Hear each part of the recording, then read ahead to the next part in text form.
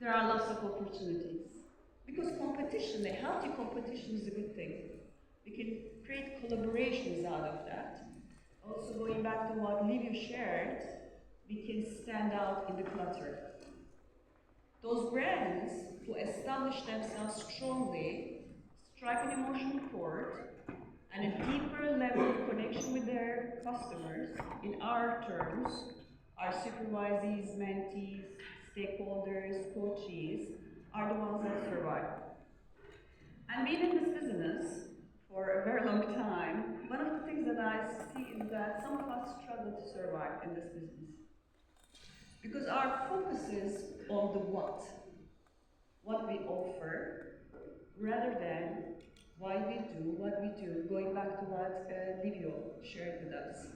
You know, what is that? So, what is it that I offer in order to cater my target audience needs out there?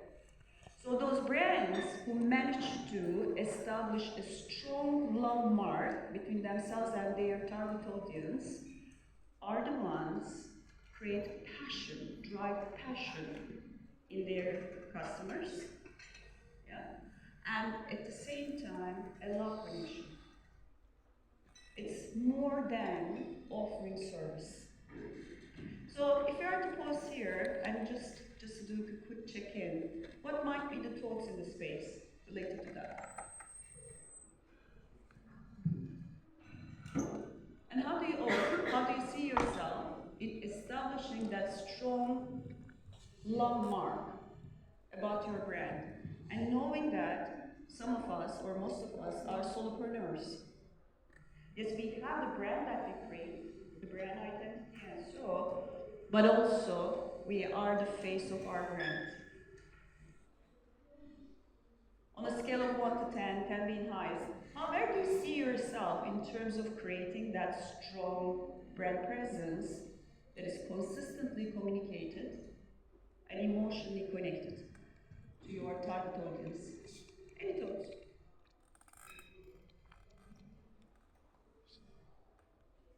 Sure. It's a vulnerable place to be in. It's just that I don't know. Say more.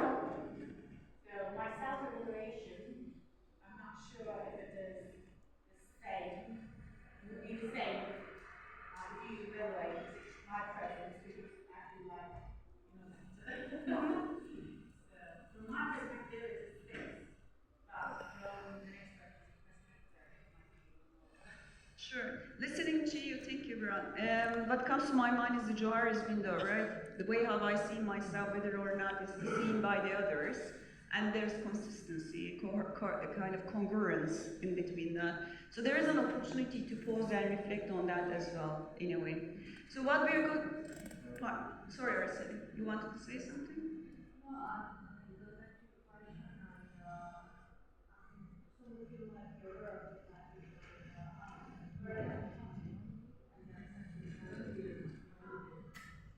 No, I just wanted to share that some of you might be aware of the fact that I'm very active on LinkedIn, and actually that has really helped me to reinvent myself,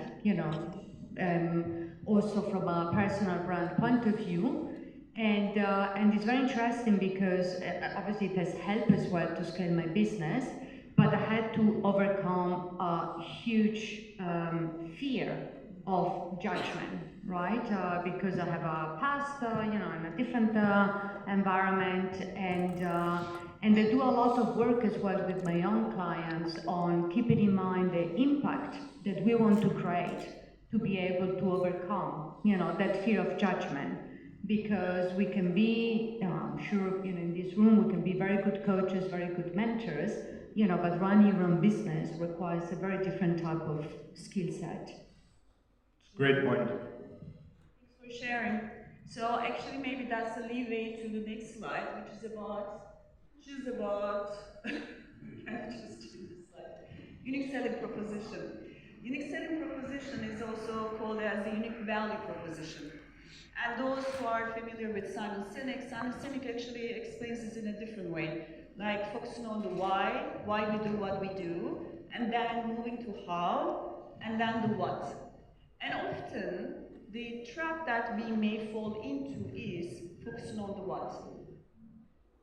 Being the career coach, being the executive coach, being the leadership coach, whereas the value that we offer is missing in our statements. So the invitation here is actually to pause and reflect on how to create a differentiator. Because your differentiator starts with your purpose, and you beautifully did that. And may I have your name? Sorry, I missed your name when you shared what you do. Yes, you. Yeah, Jen. When you shared yours, it was just a great purpose statement because you started off with your why, and then you covered the solutions that you offer in a way, in order to cater the need states that exist there. And it was inspiring. That's another thing. And it enabled us also to imagine you and visualize you, how you do what you do at your best. So it's a great value proposition statement. So what we need to focus on is the offer that we sent across, and at the same time, the problem that we solve in our customers, and what we're going to do for that. So in a way, thinking upside down. Our very first thinking was to the solution, what we do. So instead of starting off with what we do, starting off with the reason why. And this needs to be communicated consistently. That's very critical. So in your personal life, the way how you show up, given that in a way you are the face of your brand, needs to be aligned with how you show up on those digital platforms. How you show up in network in such network gatherings. So how do you enable or maintain that consistency from a brand presence, building on what you shared, brand presence point of view? That's very critical. And in any moment, how ready are you to express why you do what you do to others? Yes, please. What I want to share here, What I want to share here is that sometimes you believe you are never ready. And what I faced is also that you need to try.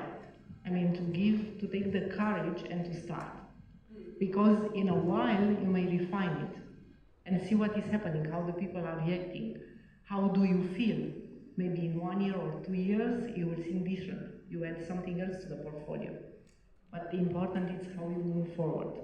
That let people know how you are landing in the context.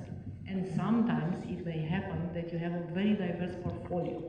For me, it took a while to say, okay, how do I formulate in one phrase this value proposition? Thanks for sharing. So, just building on what you shared, if we are to target the whole universe, we will get lost in the constellation. And often, to those who are new in this business, this is what they're struggling with. This is what happens to them. With the fear of failure, with the drive of survival, it happens that they target the whole constellation. And then they get lost in the clutter. Yeah, hi. I transitioned to coaching from 17 years in translation business, and setting the price was never a problem before. I did all that now in coaching. I have the love mark. It's the total care for my clients. I think I did a great job of people finding me. I have this niche. I work almost only in grief and loss. And here comes my ethical dilemma, which I didn't expect to come up, and it did.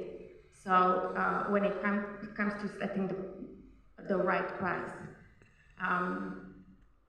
in my previous working environment, setting the price meant it sets also a standard. And I believe this is also in coaching. So lowering the price would mean that I don't give as much value to the work that I do, but it's obviously the opposite. So what I'm trying to say is that I want to be available to as many people as possible who really need my coaching or mentoring or whatever. But how can I do that if the price is too high? And if lowering the price means, also